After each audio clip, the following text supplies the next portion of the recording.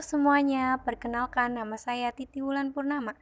Di sini saya akan menjelaskan tentang kasus PT Telekomunikasi Indonesia yang biasa disebut dengan PT Telkom dan analisis kasus berdasarkan Good Corporate Governance atau GCG. PT Telkom adalah perusahaan informasi dan telekomunikasi serta penyedia jasa dan jaringan telekomunikasi secara lengkap di Indonesia.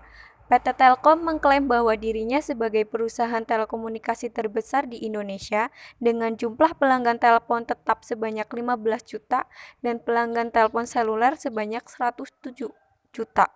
PT Telkom merupakan salah satu BUMN yang sahamnya dimiliki oleh pemerintah Indonesia sebesar 52,47% dan 47,53% dimiliki oleh publik dan Bank of New York dan investor dalam negeri. Selain itu, PT Telkom juga merupakan pemegang saham mayoritas di 13 anak perusahaan termasuk PT Telekomunikasi Seluler atau biasa disebut dengan Telkomsel. Kasus PT Telkom. Kasus PT Telkom ini merupakan kasus perselisihan antara auditor. KAP Edi Prianto, partner Grant Thornton, adalah auditor laporan keuangan tahun 2002 PT Telkom. Sementara KAP Hadi Susanto merupakan auditor anak perusahaan PT Telkom, yakni PT Telkomsel. Hadi Susanto merupakan partner PricewaterhouseCoopers, kemudian ditunjuk Telkom untuk melakukan audit ulang laporan keuangan tahun 2002. KAP Hadi Susanto melanggar Undang-Undang Nomor 5 Tahun 1999 di mana dengan sengaja memberi interpretasi yang salah terhadap PT Telkom.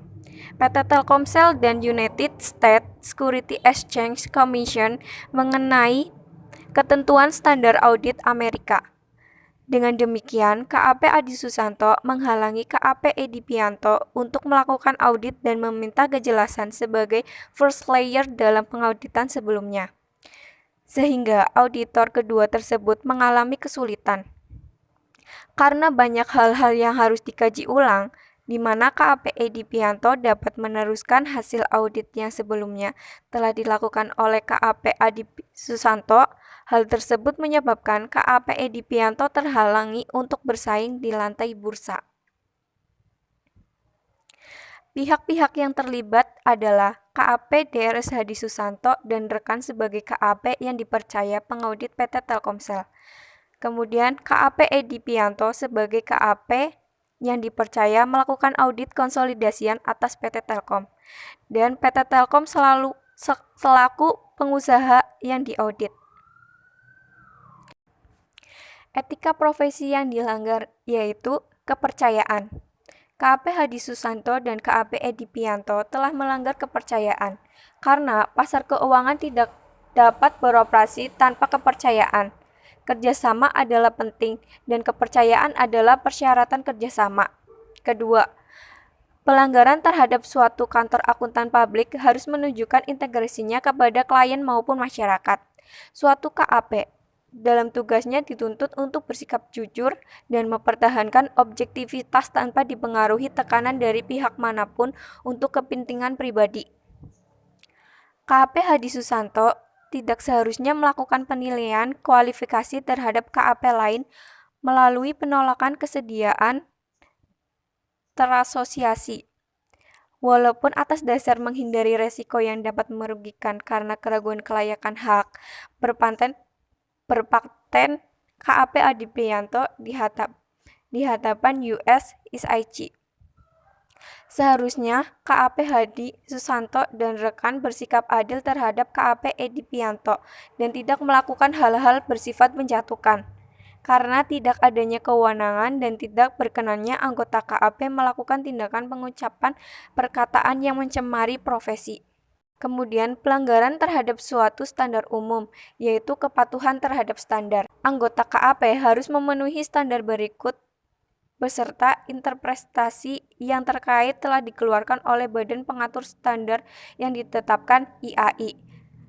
KAP Drs Hadi Susanto tidak seharusnya dengan sengaja memberi interpretasi yang menyesatkan kepada PT Telkom, PT Telkomsel atau US SEC mengenai standar audit American khusus AU 543. Kemudian pelanggaran tanggung jawab kepada rekan profesional. Dengan memberikan interpretasi yang menyesatkan kepada PT Telkom, dan USSEC, KAP Hadi Susanto mengakibatkan rusaknya kualitas audit yang dilakukan oleh KAP Edi Pianto atas laporan keuangan konsolidasian PT Telkom tahun buku 2002, sehingga menghalangi KAP Edi Pianto untuk bersaing dengan KAP DRS Hadi Susanto sehubung penyediaan layanan audit perusahaan-perusahaan besar yang tercatat di lantai bursa BEC. Seharusnya anggota KAP wajib memelihara citra profesi dengan tidak melakukan perkataan dan perbuatan yang merusak reputasi dan profesi. Sanksi: Kantor Akuntan Publik KAP Haryono Sahari dan rekan. KAP Haryono Sahari dan rekan harus membayar denda sebesar 20 miliar dan disetorkan ke kas negara sebagai setoran penerimaan negara bukan sebagai pajak dan harus dibayar lunas, paling lambat dalam waktu 30 hari terhitung sejak dari diterimanya keputusan tersebut, dengan denda keterlambatan 10 juta per harinya untuk keterlambatan atas dilaksanakannya keputusan tersebut. KAP Edi Pianto. Oleh Bapepam, KAP Edi Pianto diwajibkan untuk tidak melakukan kegiatan usaha di pasar modal dan serta mendapatkan pembukuan sementara atas izin usaha KAP tersebut. Analisis kasus berdasarkan sudut pandang GCG. Berdasarkan materi Good Corporate Governance, PT Telkom ini mengakibatkan penurunan drastis harga saham dan PT Telkom dan penurunan IHG indeks harga gabungan. Hal ini sangat bertentangan dengan manfaat Good Corporate Governance, di mana salah satu manfaat jika penerapan GCG dilakukan dengan baik yaitu meningkatkan nilai saham perusahaan. Hal ini terjadi karena terjadinya konflik antara kedua KAP HS dan KAP EP, sehingga terjadi penurunan harga PT Telkom. Berdasarkan prinsip-prinsip Good Corporate Governance, tarif dengan berfokus pada prinsip independensi SEC tidak mengakui KAP EP berkaitan dengan keraguan atas kompensasi dan independensi auditor yang menyebabkan KAP HS mengundurkan diri. Seharusnya PT Telkom menunjukkan auditor yang sesuai dengan ketentuan SEC dalam hal kompetensi dan independensi auditor. Hal ini dikarenakan PT Telkom mengikuti standar audit Amerika dengan merujuk pada SEC. Rekomendasi agar kasus serupa tidak terjadi. 1. Perusahaan dan KP seharusnya menjalankan tugas sesuai dengan aturan yang telah ditetapkan. Kedua, perusahaan seharusnya menunjukkan KHP yang sesuai dengan ketentuan SEC agar laporan keuangan dapat diterima dengan baik. 3. Sesama kantor akuntan publik perlu bekerja sama dan saling mendukung dalam menjalankan tugas sebagai seorang auditor. 4. Para auditor hendaknya menjaga profesionalitas atau kinerja kerjanya supaya reputasi saham di pasar tetap baik. 5. Profesionalitas seorang auditor dalam menjalankan tugasnya merupakan aset penting yang harus dimiliki. Sekian pembahasan dari saya mengenai kasus dari PT Telekomunikasi Indonesia atau PT Telkom pada tahun 2002.